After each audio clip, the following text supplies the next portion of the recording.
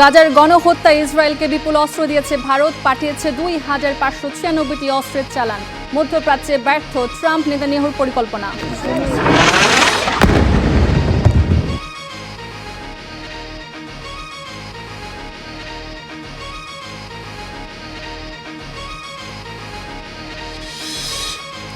জাপানে ভূমিকম্পে নিহতের সংখ্যা দাঁড়ালো 30 জনে। দাবানল আর তীব্র দাবদাহে পুড়ছে ইউরোপ ও উত্তর আমেরিকা।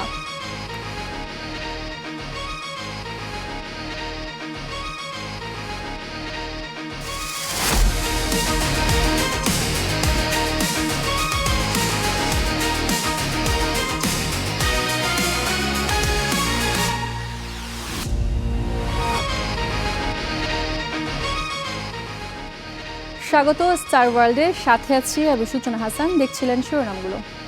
জর্ডানে মার্কিন ঘাঁটিতে হামলার জবাবে এবার ইরানে বড় ধরনের বিমান হামলা চালিয়েছে যুক্তরাষ্ট্র। কেশম দ্বীপের মার্কিন হামলায় এক দম্পতি ও তাদের 2 বছর বয়সী সন্তান নিহত হয়েছে।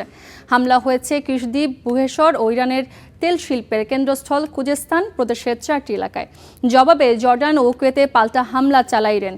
কুয়েতের একটি ভবনে চালানো ইরানের হামলায় মারা গেছে এক শ্রমিক। ইরানে আরও হামলার হুমকি দিয়েছেন ট্রাম্প। একের পর এক বিস্ফোরণে কেঁপে উঠছে দক্ষিণ ইরান। আহবাজ, আবাদান, বন্দর আব্বাস, বুশের, কিশ ও কেশম। এক রাতেই অনেকগুলো শহরে মার্কিন ক্ষেপণাস্ত্র ও বিমান হামলা। যুক্তরাষ্ট্র বলছে জর্ডানে মার্কিন ঘাঁটিতে ইরানের ক্ষেপণাস্ত্র হামলার জবাব দিতেই এই হেভি ওয়েভ অফ স্ট্রাইক। মার্কিন সেন্ট্রাল কমান্ড সেন্টকমের দাবি, আইআরজিসির কমান্ড সেন্টার, ক্ষেপণাস্ত্র ও ড্রোন ঘাঁটি, উপকূলীয় প্রতিরক্ষা ব্যবস্থা এবং সামুদ্রিক সক্ষমতাকে লক্ষ্য করেই এসব হামলা। মার্কিন প্রেসিডেন্ট ডোনাল্ড ট্রাম্প অবশ্য এই হামলার আগেই হুমকি দেন ইরানকে। এবার আমাদের পালা। তারা জানে কি আসছে। তারা চাইছে আমরা যেন এটা না করি, কিন্তু আমরা তাদের খুব কঠোরভাবে আঘাত করব। সৌদি মার্কিন যৌথ হামলায় নতুন সংঘাতের কেন্দ্রবিন্দুতে পরিণত হয়েছে ইরাক। ইরানের দাবি, ইরাকে নিহত 20 জনের মধ্যে আইআরজিসির 4 সদস্য ছিলেন, যারা কারবালার পবিত্র স্থান আরবাইন পরিদর্শনে আসা ব্যক্তিদের নিরাপত্তায় নিয়োজিত ছিলেন। হামলার পর জরুরি জাতীয় নিরাপত্তা পরিষদের বৈঠক ডেকেছেন ইরাকের প্রধানমন্ত্রী আলী আল জাইদি। বাগদাদ বলছে এই হামলা সার্বভৌমত্বের লঙ্ঘন। এমন পরিস্থিতিতে উদ্বেগ প্রকাশ করেছে জাতিসংঘ। সংস্থাটি বলছে আলোচনার পথ বন্ধ হলে পুরো মধ্যপ্রাচ্য আরও ভয়াবহ সংঘাতে জড়িয়ে পড়তে পারে। এগুলো ইতিবাচক অগ্রগতি নয়। মহাসচিব চান সব পক্ষ যুদ্ধ বন্ধ করে আবারও কূটনৈতিক ও মধ্যস্থতার পথে ফিরে আসুক। ইরাকে হামলা চালিয়ে নতুন করে নিরাপত্তা শঙ্কায় পড়েছে সৌদি আরব। রিয়াদে বিস্ফোরণের পর সাময়িকভাবে কিং খালিদ আন্তর্জাতিক বিমানবন্দরের একটি রানওয়ে বন্ধ রাখা হয় এবং কয়েক ঘন্টার জন্য বিমান চলাচলেও বিধিনিষেধ আরোপ করা হয়। এদিকে লোহিত সাগর ও হরমুজের পাশাপাশি নতুন করে উত্তেজনা ছড়িয়েছে মিশর উপকূলেও। ভূমধ্য সাগরের একটি গ্যাসবাহী স্টোরেজ ট্যাঙ্কারে ড্রোন হামলার খবর দিয়েছে সমুদ্র বিষয়ক নিরাপত্তা সংস্থা অ্যামব্রে। এ হামলার দায় তাৎক্ষণিকভাবে কেউ স্বীকার করেনি।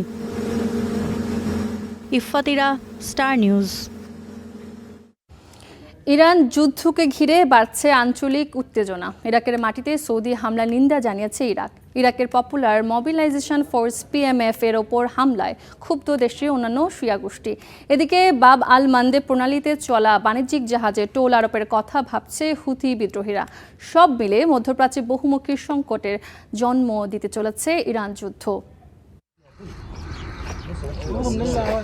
বুধবার ইরাকের নিনেভ প্রদেশে পপুলার মোবিলাইজেশন ফোর্স পিএমএফ এর উপর যৌথ বিমান হামলা চালায় সৌদি ও যুক্তরাষ্ট্র।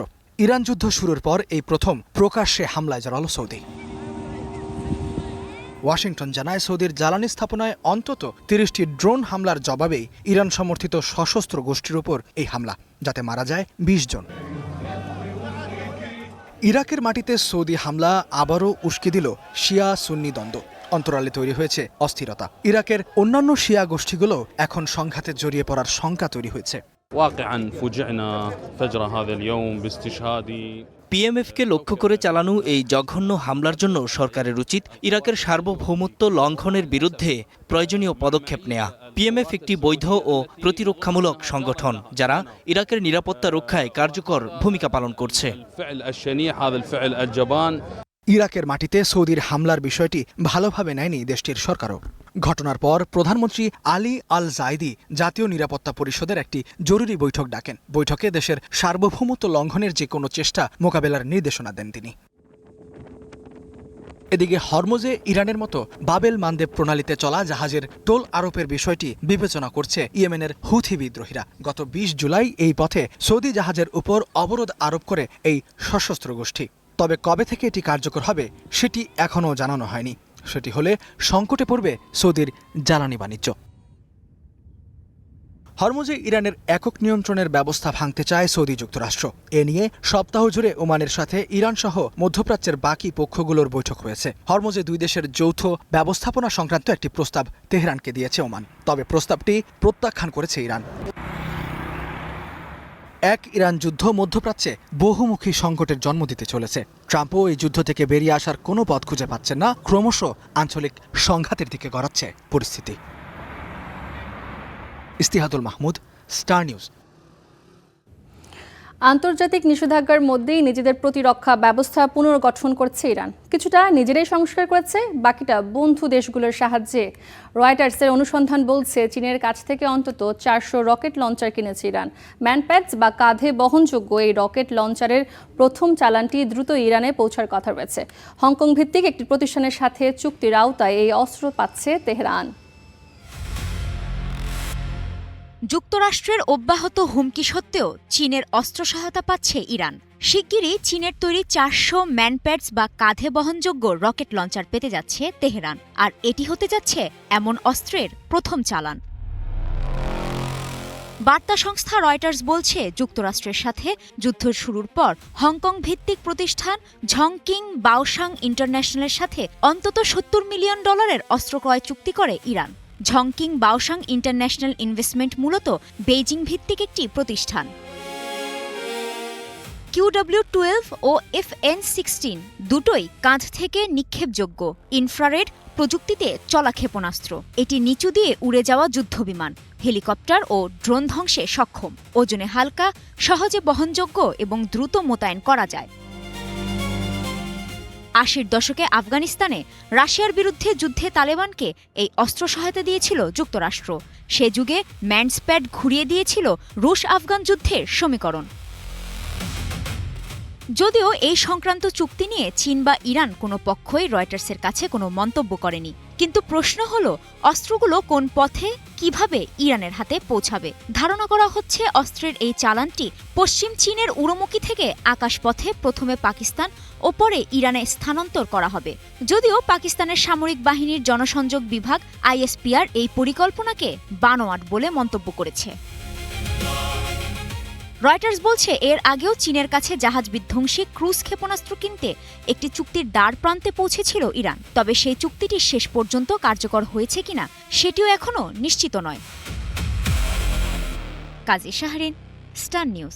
গাজায় ইসরায়েলি আগ্রাসনের মধ্যেই এবার নতুন বিতর্ক। অ্যামনেস্টি ইন্টারন্যাশনাল বলছে গাজা গণহত্যার সময় ইসরায়েলকে অস্ত্র সহায়তা দিয়েছে ভারত। তেল আবিবে পাঠানো হয়েছে 2596টি অস্ত্রের চালান।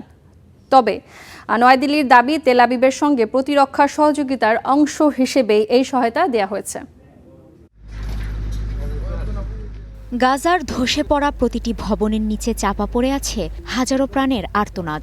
এই উপত্যকা জুড়ে ইসরায়েলি বর্বরতার সহযোগী হিসেবে এবার উঠে এলো ভারতের নাম। গাজা যুদ্ধের সময় ইসরায়েলকে 2596টি অস্ত্র ও সামরিক সরঞ্জাম পাঠিয়েছে ভারত। এমন চাঞ্চল্যকর তথ্য সামনে এনেছে আন্তর্জাতিক মানবাধিকার সংস্থা অ্যামনেস্টি ইন্টারন্যাশনাল। তাদের রিপোর্ট বলছে 2023 সালের 7 অক্টোবর থেকে 2025 সালের 30 নভেম্বর পর্যন্ত দফায় দফায় দিল্লি থেকে তেল আবিবে পৌঁছায় অস্ত্রের চালান। এই তালিকায় ছিল মেশিন গানের যন্ত্রাংশ, ড্রোনের বিস্ফোরক ওয়ারহেড। এমন ওয়ারহেড মিলেছে খান ইউনিসের ধ্বংসস্তূপেও। এছাড়া সাজোয়া যানের যন্ত্রাংশ ও আর্টিলারি শেলও পাঠানো হয়। অ্যামনেস্টি বলছে ভারতের রাষ্ট্রীয় মালিকানাধীন প্রতিষ্ঠান সহ বেশ কটি বেসরকারি কোম্পানিও ইসরায়েলে অস্ত্র সরবরাহের সাথে জড়িত। এসব কোম্পানির কাছে ব্যাখ্যা চেয়েও কোনো জবাব পায়নি অ্যামনেস্টি। আন্তর্জাতিক বিচার আদালতের নির্দেশনার পর ভারত কোনোভাবেই বলতে পারে না যে তারা এই অস্ত্র স্থানান্তরের ঝুঁকি সম্পর্কে জানত না। ইসরায়েলি বাহিনী যখন গাজায় মৃত্যু ও ভোগান্তি চাপিয়ে দিচ্ছে, তখন ভারতের কিছু কোম্পানি ইসরায়েলকে অস্ত্র দিয়ে মুনাফা লুটেছে। এবারই প্রথম নয়, এর আগেও ইসরায়েলকে সামরিক ড্রোন, বোমা ও আধুনিক প্রযুক্তি দিয়েছে ভারত। আল জাজিরার অনুসন্ধান বলছে 2023 সাল থেকে 2025 সালের মধ্যে ইসরায়েলের সামরিক পণ্য রপ্তানির ক্ষেত্রে ভারতের অবস্থান ছিল দ্বিতীয়। ইসরায়েলের সঙ্গে আমাদের জাতীয় নিরাপত্তার ক্ষেত্রে সহযোগিতার ইতিহাস রয়েছে। যখনই আমাদের জাতীয় নিরাপত্তা হুমকির মুখে পড়েছে, ইসরায়েল সবসময় ভারতের পাশে এসে দাঁড়িয়েছে। গত এক দশকে মোদি ও নেতানিয়াহুর হাত ধরে নতুন উচ্চতায় পৌঁছায় ভারত ইসরায়েলের প্রতিরক্ষা সম্পর্ক। ভারতে গড়ে উঠেছে একাধিক ইসরায়েলের অস্ত্র তৈরির কারখানা। ভারতে আয়রন ডোম মিসাইল তৈরির আলোচনাও সামনে এসেছে। কাজী শাহরিন, স্টার নিউজ। দেখছেন স্টার ওয়ার্ল্ড। ফিরছি একটু পর, আমাদের সাথেই থাকুন।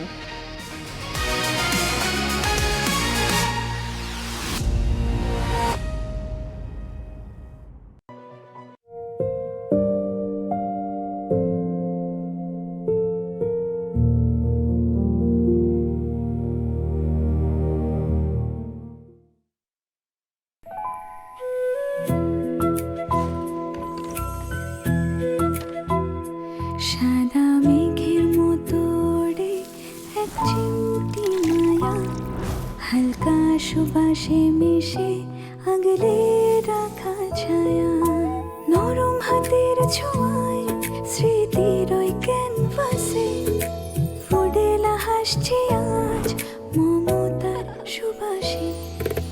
প্রয়োজন আর আয়োজনের সেই পুরনো বন্ধনে ফুডেলা আছে হারানো স্মৃতির প্রতিটি ক্ষণে।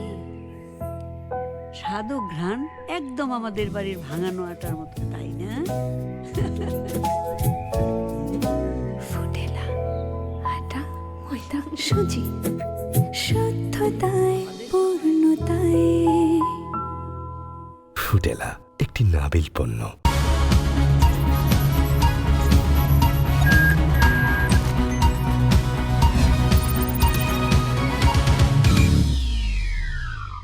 প্রকৃতির বিশুদ্ধতায় শুরু হোক দিন। বাছাইকৃত সেরা দানা আর অত্যাধুনিক মেশিনে তৈরি শতভাগ খাঁটি দেশি সরিষার তেল। ফুডেলা সরিষার তেল, যার প্রতি ফোঁটায় আছে স্বাস্থ্যকর জীবনের প্রতিশ্রুতি। গাজায় অব্যাহত রয়েছে ইসরায়েলি হত্যাযজ্ঞ। বুধবার একটি মসজিদ গুড়িয়ে দেওয়ার পর গাজার খান ইউনিসে চালানো আরেক বিমান হামলায় মারা গেছে 2 শিশুসহ 4 ফিলিস্তিনি। এ নিয়ে চলতি সপ্তাহের প্রতিদিনই বেসামরিক ফিলিস্তিনিদের ওপর হামলা ও হত্যার ঘটনা অব্যাহত রেখেছে ইসরায়েল। বৃহস্পতিবার খান ইউনিসে বিমান হামলায় মারা যায় 4 জন, নিহতদের 2 জন শিশু। বরাবরের মতো এবারও ইসরায়েল দাবি তারা হামাস যোদ্ধাদের লক্ষ্য করে হামলা চালিয়েছে। এ নিয়ে কথিত যুদ্ধবিরতির পর গাজায় নিহতের সংখ্যা 1200 ছাড়িয়ে গেছে। নিহতদের বেশিরভাগই নারী ও শিশু।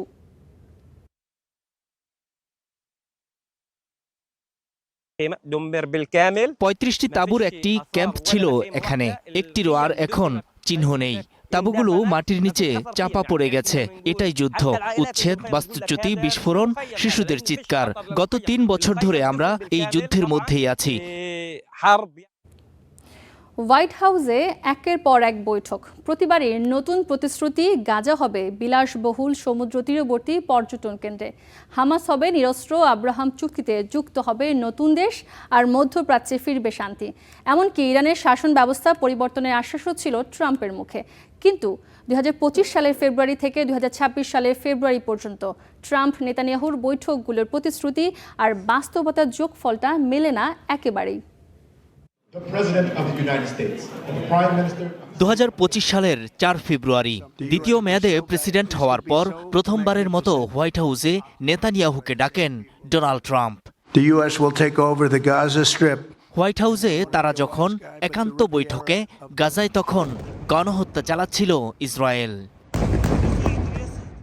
সেই বৈঠকেই ট্রাম্পের ঘোষণা ছিল গাজার নিয়ন্ত্রণ নেবে যুক্তরাষ্ট্র, সেটিকে পরিণত করবে মধ্যপ্রাচ্যের পর্যটন কেন্দ্রে, আর গাজাবাসীকে পাঠানো হবে অন্য কোনো দেশে। সৌদি আরব সহ আরও অনেক দেশ ইসরায়েলকে স্বীকৃতি দেবে। কিন্তু বাস্তবতা হলো যুক্তরাষ্ট্র গাজার নিয়ন্ত্রণ নিতে পারেনি, উৎখাত করতে পারেনি গাজাবাসীকেও। সৌদি আরবও আব্রাহাম চুক্তিতে যোগ দেয়নি। নেতানিয়াহু বলেছিলেন হামাসকে নির্মূল করা হবে, কিন্তু গাজার নিয়ন্ত্রণে এখনও সেই হামাস। 2025 সালের 7 এপ্রিল হোয়াইট হাউসে আবারও মুখোমুখি ট্রাম্প নেতানিয়াহু। এবারও প্রতিশ্রুতিগুলো আগের মতোই। 2025 সালের জুনে ইরানের সাথে 12 দিনের যুদ্ধের পর 7 জুলাই আবারও বৈঠকে ট্রাম্প নেতানিয়াহু তখন ট্রাম্পকে বলেছিলেন বিভিন্ন দেশ ফিলিস্তিনিদের আশ্রয় দিতে আগ্রহী, হিজবুল্লাহ কার্যত ভেঙে পড়েছে। কিন্তু বাস্তবে জর্ডান, মিশর বা অন্য কোনো দেশ গাজাবাসীকে নেয়নি। হিজবুল্লাহর শক্তি বরং আগের চেয়ে বেড়েছে। 2025 সালের 29 সেপ্টেম্বর গাজার শান্তি চুক্তি ঘোষণা করলেন ট্রাম্প। বললেন যুদ্ধ শেষ, হামাস নিরস্ত্র হবে, ধাপে ধাপে গাজা ছাড়বে ইসরায়েল। কিন্তু বাস্তবতা হলো গাজায় একদিনের জন্যও হামলা থামায়নি, সরেনি ইসরায়েলি সেনাও। একই বছরের 29 ডিসেম্বর ফ্লোরিডার বৈঠকে ট্রাম্প নেতানিয়াহুর সেই একই বুলি।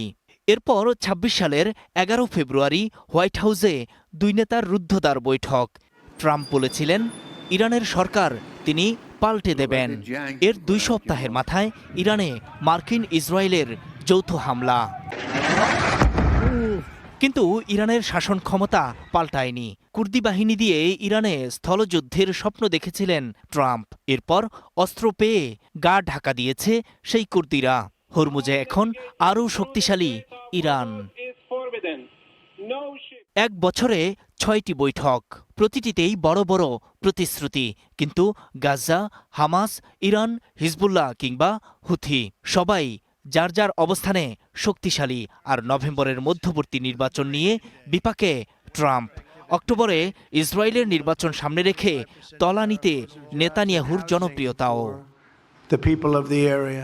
নূর মোহাম্মদ, স্টার নিউজ। পাকিস্তানের খাইবার পাখতুনখোয়ায় একটি পুলিশ চেকপোস্টে জঙ্গি হামলায় 9 পুলিশ সদস্য নিহত হয়েছে।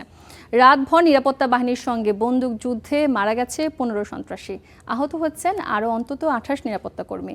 বুধবার রাতে উত্তর পশ্চিমাঞ্চলের খাইবার পাখতুনখোয়ায় হাঙ্গু জেলার খাজিনা বান্দা পুলিশ চেকপোস্টে হামলা চালায় সন্ত্রাসীরা। নিহতদের মধ্যে পুলিশদের একজন ডিএসপি রয়েছেন। নিষিদ্ধ জঙ্গি গোষ্ঠী টিটিপিকে এই হামলার জন্য দায়ী করা হচ্ছে। পুলিশের বিবৃতিতে তাদের ফিতনা আল খারিজির সদস্য বলে উল্লেখ করা হয়েছে। হামলার নিন্দা জানিয়ে নিহত পুলিশ সদস্যদের প্রতি শোক প্রকাশ করেছেন পাকিস্তানের প্রধানমন্ত্রী শাহবাজ শরীফ।